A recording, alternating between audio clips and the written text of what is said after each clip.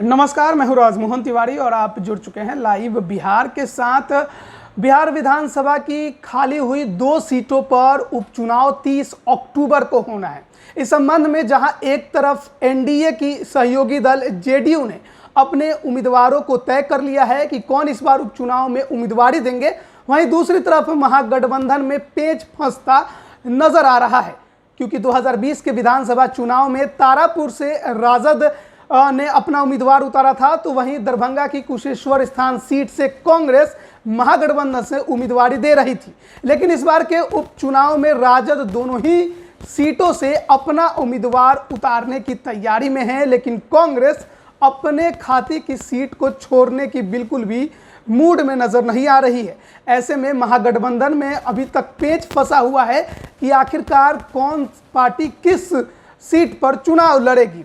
एक तरफ तारापुर तो खैर राजद का कंफर्म है कि वो वहां से चुनाव लड़ेगी, लेकिन उम्मीदवार अभी भी तय नहीं है। कहा यह जा रहा है कि पुरानी उम्मीदवार दिव्या प्रकाश की जगह पर किसी कुशवाहा उम्मीदवार को राजद उतारने की तैयारी में है, क्योंकि कुशवाहा बहुल सीट माना जाता है तारापुर। वहीं दूसरी तरफ कुशेश्वर स्थान सीट से, जो कि पिछले बार 2020 में कांग्रेस के अशोक राम वहां से चुनाव लड़े थे, इस बार राजद इस तैयारी में है कि वो अपना उम्मीदवार यहां से उतारे। लेकिन कांग्रेस का कहना है कि ये उसकी सीट है और उसका ही उम्मीदवार इस सीट से उतरेगा। लेकिन राजद और कांग्रेस के बीच में सहमति नहीं बन पाई है। ऐसे में कांग्रेस ने एक टीम का गठन किया है और ये टीम दोनों ही सीटों पर तारापुर और कुशेश्वर स्थान का ग्राउंड रियलिटी चेक करेगी और 2 दिनों के अंदर कांग्रेस के प्रभारी, बिहार प्रभारी भक्त चरण दास को रिपोर्ट सौंपेगी। शायद उसके बाद ही इस सीट पर कांग्रेस और राजद के बीच में सहमति बन पाए कि आखिर कौन कहां से चुनाव लड़ेगा। लेकिन आपको बता दें कि 8 अक्टूबर तक नामांकन की आखिरी तारीख है। उससे पहले ये तय करना है और उस नामांकन भी करना है। ऐसे में निश्चित तौर पर महागठबंधन के लिए समस्याएं थोड़ी बड़ी हो गई हैं। राजद ने साफ तौर पर संकेत दे दिए हैं कि उपचुनाव की दोनों सीटों पर हम चुनाव लड़ेंगे, वहीं कांग्रेस इसे छोड़ने के मूड में नहीं है। लेकिन बड़ा सवाल यही है कि जो टीम का गठन कांग्रेस ने किया है, सबसे पहले आपको बता दें कि उस टीम में शामिल कौन कौन लोग हैं। तो उस टीम में है केसर खान, IP गुप्ता, आनंद माधव, कपिल देव यादव। ये वो टीम है जो दोनों सीटों की रियलिटी चेक करने की जिम्मेदारी जिसके ऊपर है।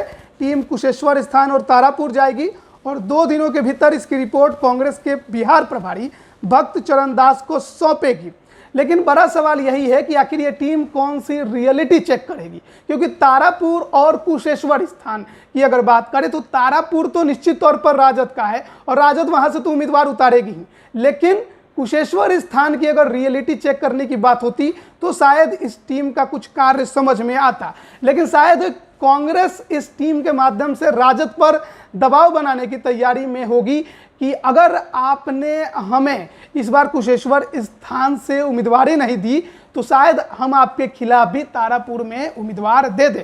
निश्चित तौर पर यह महागठबंधन के लिए बड़ी समस्या होगी, लेकिन कहीं ना कहीं ये महागठबंधन में एक खटपट को भी पैदा कर सकती है अगर ऐसा कुछ हुआ तो। कांग्रेस का जमीनी आधार 2020 के विधानसभा चुनाव में देख लिया गया कि कितना उसके पास जनाधार है।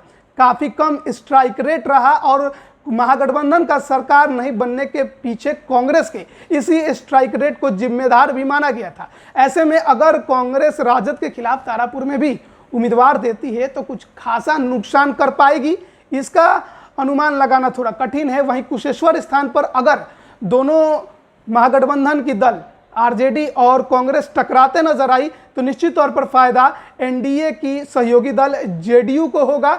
और वैसे भी ये दोनों ही सीटें तारापुर हो या कुशेश्वर स्थान जेडीयू की ही हैं, लंबे समय से जेडीयू के कब्जे में है, उसके उम्मीदवार जीतते आए हैं।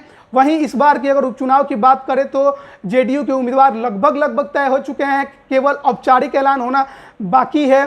और राजीव कुमार सिंह जो कि तारापुर से जेडीयू के उम्मीदवार बताए जा रहे हैं। वहीं दूसरी तरफ शशिभूषण हजारी के बेटे अमन हजारी को वहां से कुशेश्वर स्थान से टिकट देने की बात जेडीयू के तरफ से निकलकर सामने आई है। ऐसे में देखना यह है कि अब महागठबंधन अपने उम्मीदवार कब तय करता है और कांग्रेस की इस नई टीम की रिपोर्ट क्या कुछ सामने लेकर आती है और इनके बीच में, महागठबंधन के बीच में सहमति क्या बन पाती है। बने रहिए लाइव बिहार के साथ, तमाम अपडेट हम आप तक पहुंचा रहे हैं। आप सभी का बहुत बहुत धन्यवाद। लाइव बिहार यूट्यूब पर सब्सक्राइब और फेसबुक पर लाइक जरूर करें।